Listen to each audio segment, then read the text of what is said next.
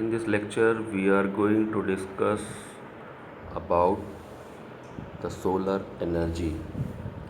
In this lecture, we will start the unit 3rd, part 1, solar energy. As everybody knows, the energy comes from sun is known as solar energy. Energy from the sun is called solar energy. The sun's energy comes from nuclear fusion reaction that take place deep in the sun. Hydrogen nucleus fuses into helium nucleus. The energy from these reaction flow out from the sun and escape into space. जब हम nuclear energy unit 2 पढ़ रहे थे तो उसमें मैंने आपको बताया था कि सूरज में हमेशा हीलियम और हाइड्रोजन न्यूक्लियस का फ्यूज़न होता रहता है, जिससे कि बहुत बड़ी मात्रा में एनर्जी रिलीज़ होती है। तो सूरज में ऐसे करोड़ों साल से न्यूक्लियर फ्यूज़न चेन रिएक्शन चलता रहता है और आने वाले करोड़ों अरबों सालों तक ये चलता रहेगा। और एक हाइड्रोजन न्यूक्लियस को फ्यूज़ होने में करीब 9 लाख साल के आसपास वेट करना पड़ता है, 9 मिलियन ईयर्स के आसपास वेट करना पड़ता है, और तब उस हाइड्रोजन न्यूक्लियस का नंबर आता है फ्यूज़न के लिए। तो इस तरीके से बहुत संख्या में करोड़ों अरबों बहुसंख्यक हाइड्रोजन न्यूक्लियस अवेलेबल हैं सूरज के अंदर, जो कि फ्यूज़ होते रहते हैं और इस तरह से लगातार एनर्जी सूरज से निकलती रहती है। तो ये होती है हमारी सोलर एनर्जी। ये जब धरती पर आती है इसको हम बोलते हैं फोटान। अभी डिटेल में हम और आगे पढ़ेंगे कि सूरज की एनर्जी से हम कैसे कैसे क्या क्या काम कर सकते हैं, सोलर एनर्जी को हम कैसे, रेडिएशन को कैसे हम एब्जॉर्व करेंगे। तो बहुत सारे इंस्ट्रूमेंट हैं सोलर रेडिएशन को एब्जॉर्व करने के लिए, सोलर कलेक्टर, और ये सारा चीज़ हम आगे डिटेल में डिस्कस करेंगे। Now solar energy is sometimes called radiant energy. जो विकिरण होता है तो विकिरण ऊर्जा भी उसको बोलते हैं। सूर्य से जो किरणें आती हैं उसको बोलते हैं रेडिएशन। तो solar energy is sometimes called radiance energy also.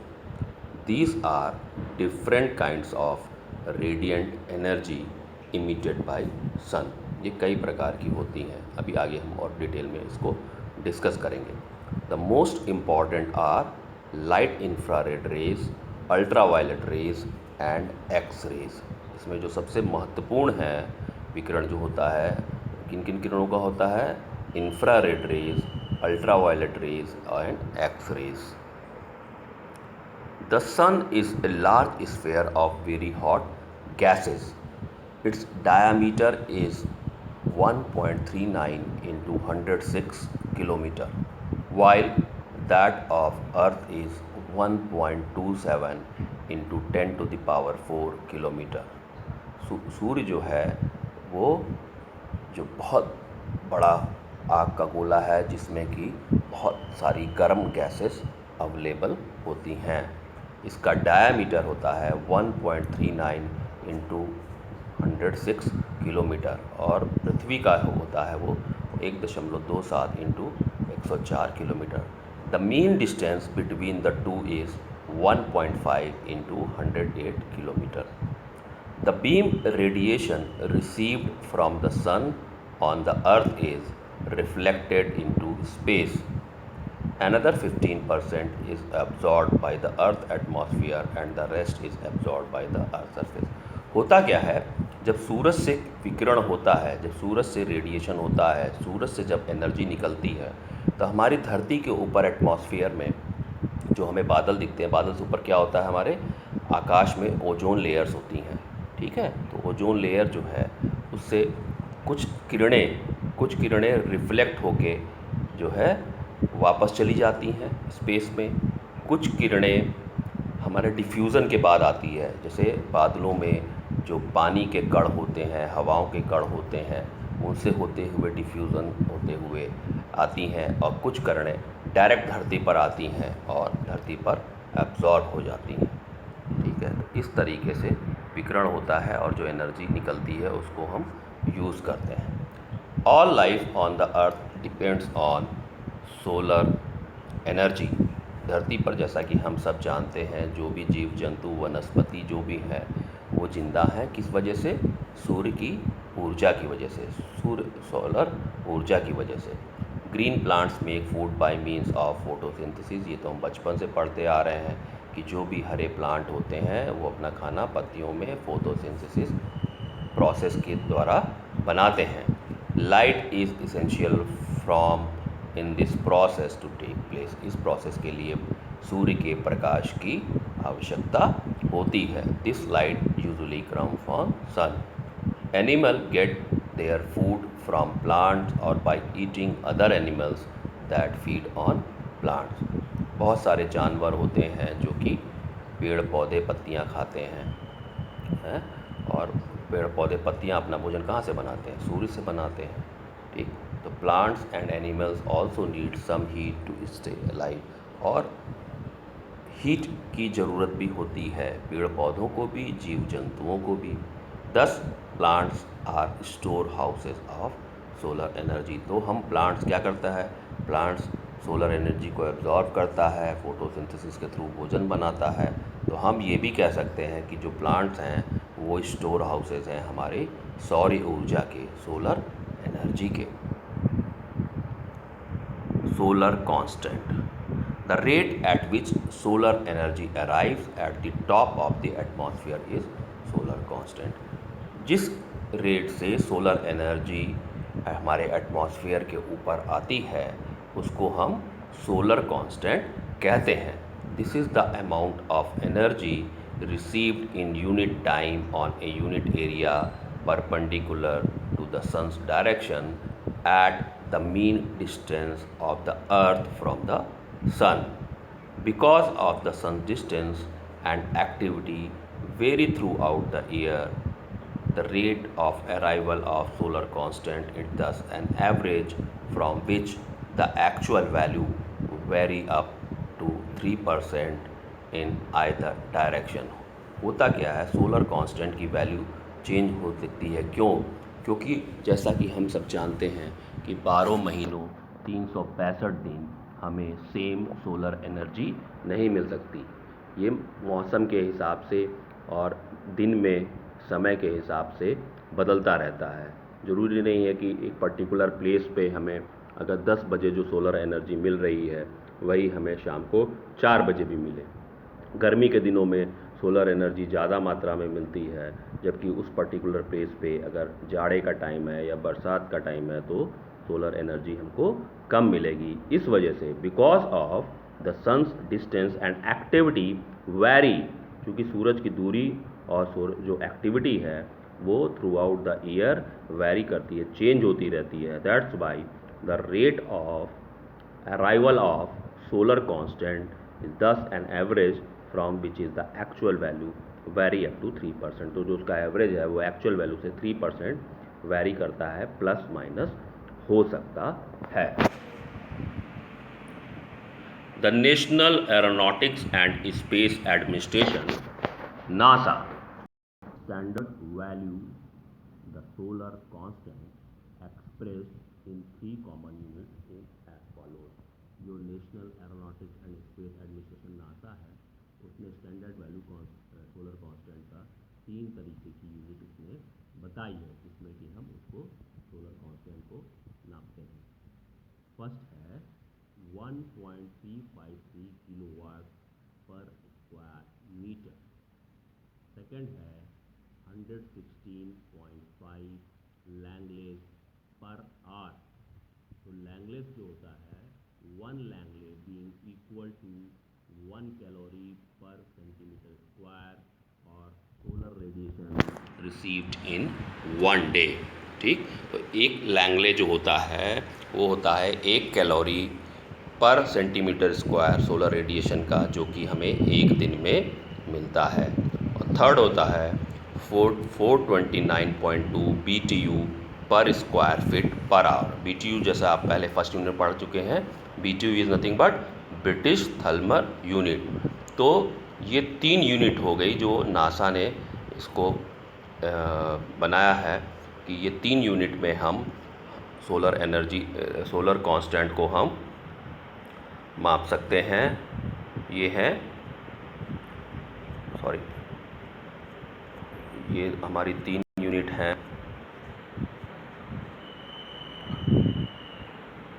3 unit है हमारी।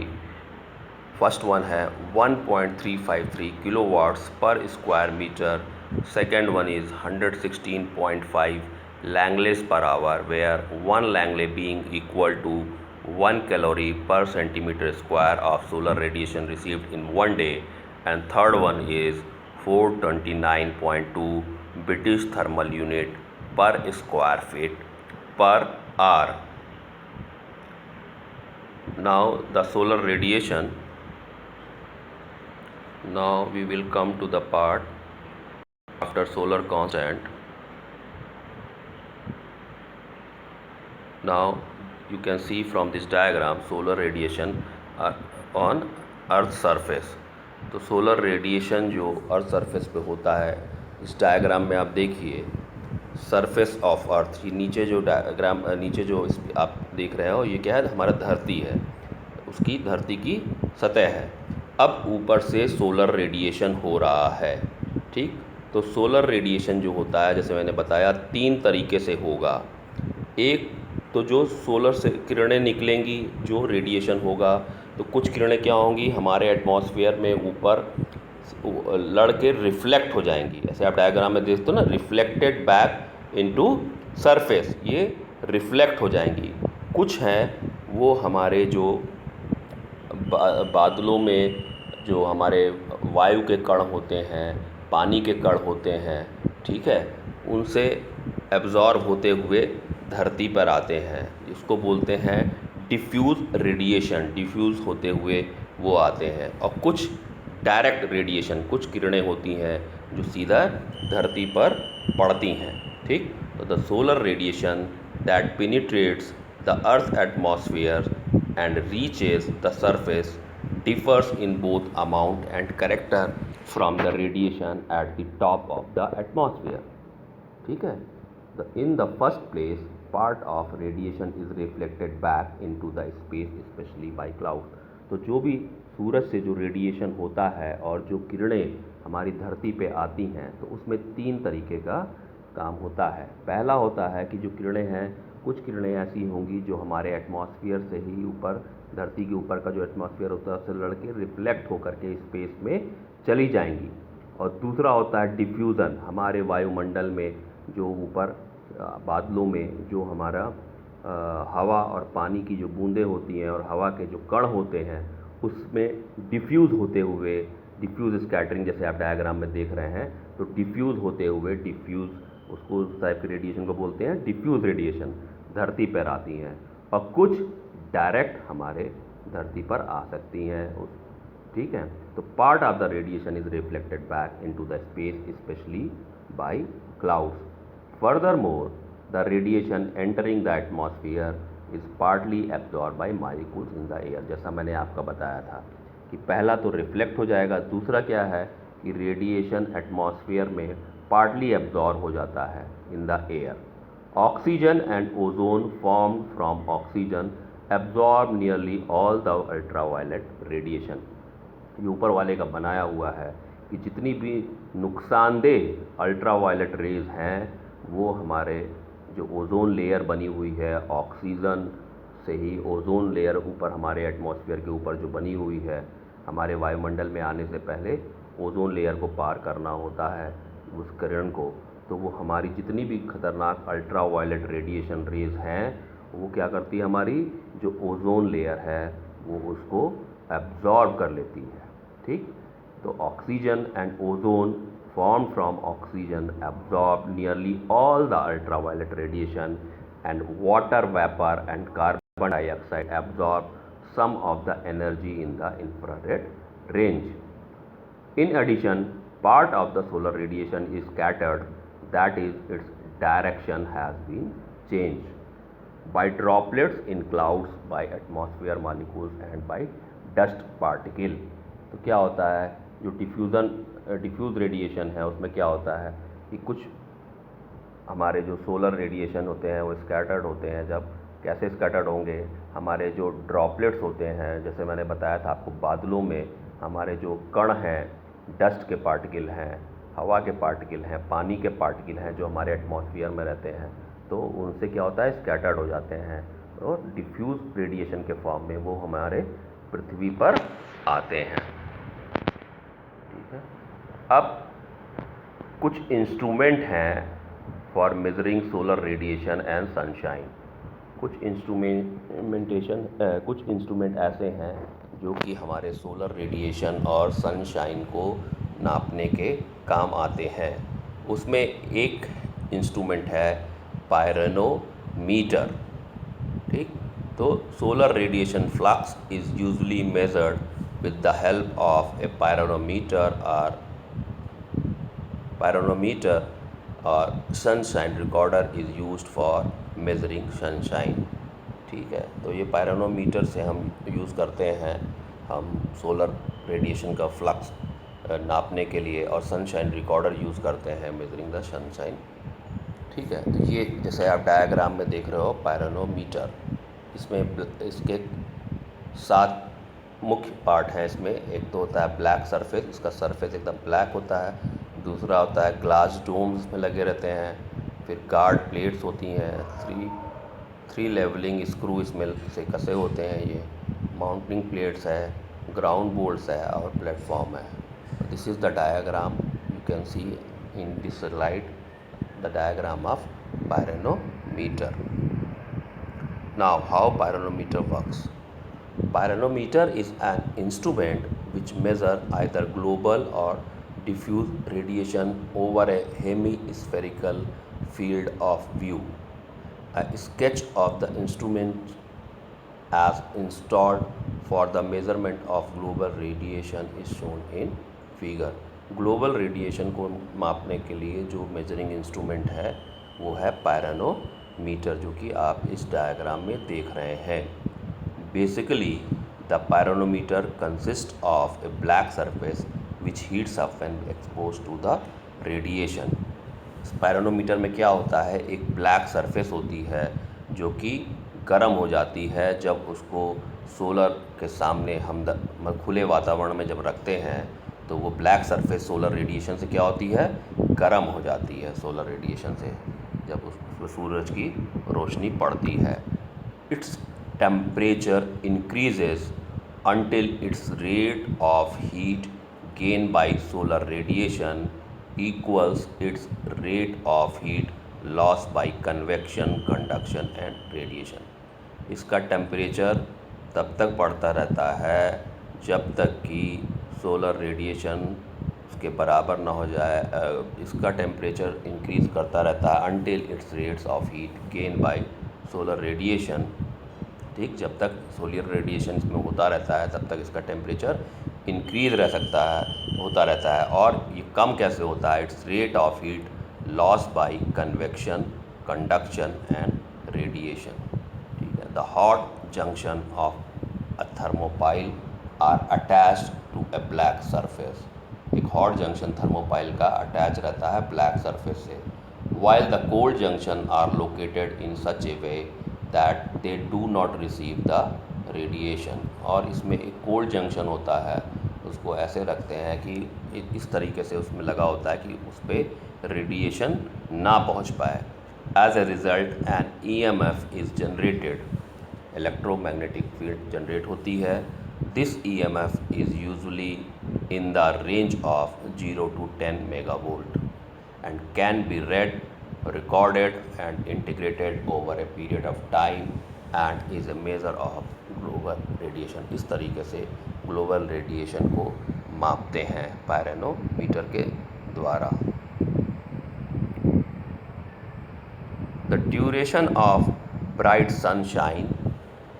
अब ये सनशाइन रिकॉर्डर है, ये तो आपने पायरोनोमीटर देख लिया, जो कि ऊपर ये जो था आपका पायरोनोमीटर था जो कि हमारा सोलर रेडिएशन मापने के लिए काम आता है। इसको क्या करते हैं, जब सन के सामने हम खुले में रखते हैं तो इसका जो ब्लैक सरफेस होता है वो सोलर रेडिएशन को एब्जॉर्ब करता है, और इसकी ब्लैक सरफेस एब्जॉर्ब करती है और गर्म हो जाता है।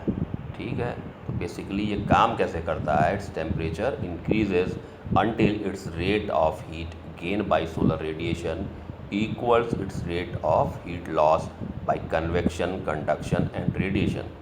The hot junction of a thermopile are attached to the black surface while the cold junction are located in such a way that do not receive the radiation.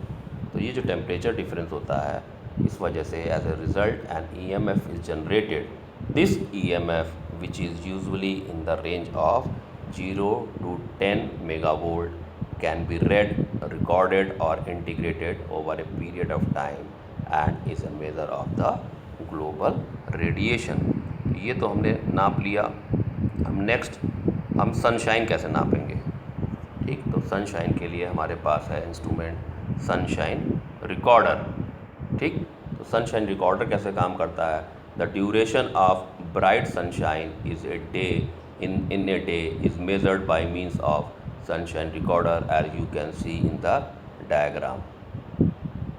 The sun rays are focused by a glass sphere to a point on a card strip held in a groove in a spherical bowl mounted concentrically with the sphere. आप देख रहे हैं ना, ये ऊपर एक glass sphere है. ठीक है, ये बाउल में ऐसे लगा हुआ है, विद ग्लोव्स कटा हुआ है और ये इस पर एक प्लेटफॉर्म है बना हुआ है. प्लेटफॉर्म के ऊपर इस तरीके से ये कसा रहता है. इस तरीके का डायग्राम जैसे आप देख रहे हो इस तरह से ये सनशाइन रिकॉर्डर होता है. इसमें ये ग्लास स्फेयर इस तरीके से एक स्पेरिकल बाउल के ग्रूव्स में ऐसे लगा होता है सनशाइन रिकॉर्डर में. ठीक है, तो ये होता है the duration of bright sunshine in a day is measured by means of a sunshine recorder shown in figure. The sun rays are focused by a glass sphere to a point on a card strip held in a groove in a spherical bowl mounted concentrically with the sphere. अब कुछ applications हैं solar energy की. तो solar energy की क्या क्या application है जो हम डेली लाइफ में अपने यूटिलाइज़ कर सकते हैं. तो पहली है heating and cooling of residential building. Solar energy से हम रेजिडेंशियल बिल्डिंग हो गया, होटल्स हो गए, उनमें हम कूलिंग और हीटिंग का काम कर सकते हैं. Solar water heating. Solar water heating है, हम आगे इसकी एप्लीकेशन में पढ़ेंगे भी कि सोलर वाटर हीटर किस तरीके से काम करता है. पानी को हम किस तरीके से सोलर वाटर हीटर से गर्म कर सकते हैं. Third is solar drying of agriculture and animal product. Solar energy को हम यूटिलाइज़ कर सकते हैं एग्रीकल्चर और एनिमल प्रोडक्ट को सुखाने के काम में हम सोलर एनर्जी को यूज़ कर सकते हैं. Fourth is salt production by evaporation of sea water. इसकी भी एप्लीकेशन हम पढ़ेंगे. डिस्टिलाइशन प्रोसेस के द्वारा हम कैसे हम जो है इवेपोरेशन के द्वारा इवेपोरेशन करके हम पानी से नमक को अलग करके नमक हम यूटिलाइज़ कर सकते हैं और उस पानी को इरिगेशन के लिए या पीने के पर्पस के लिए हम यूज़ कर सकते हैं.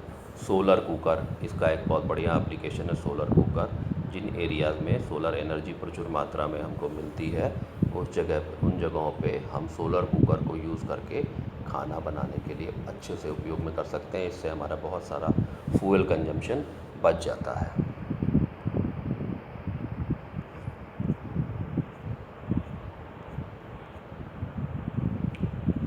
तो ये हमारी हो गई कुछ applications.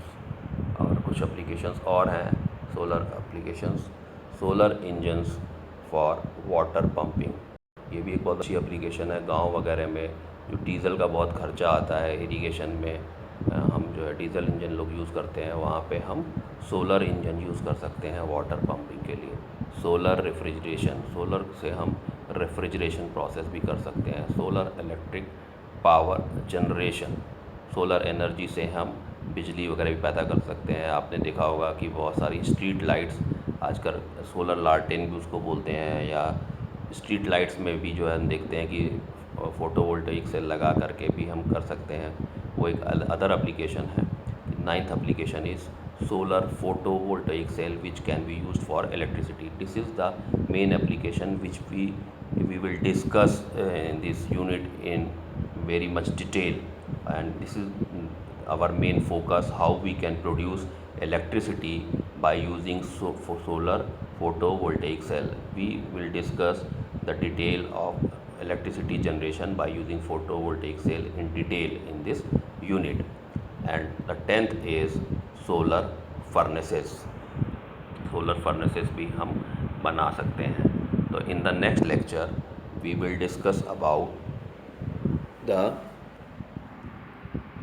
types of solar collector, how we can collect the solar energy, and by collecting the solar energy how we can utilize the energy from the solar collector. तो उसमें सोलर कलेक्टर हम अगले चैप्टर में details में पढ़ेंगे. Now this is the end of this lecture.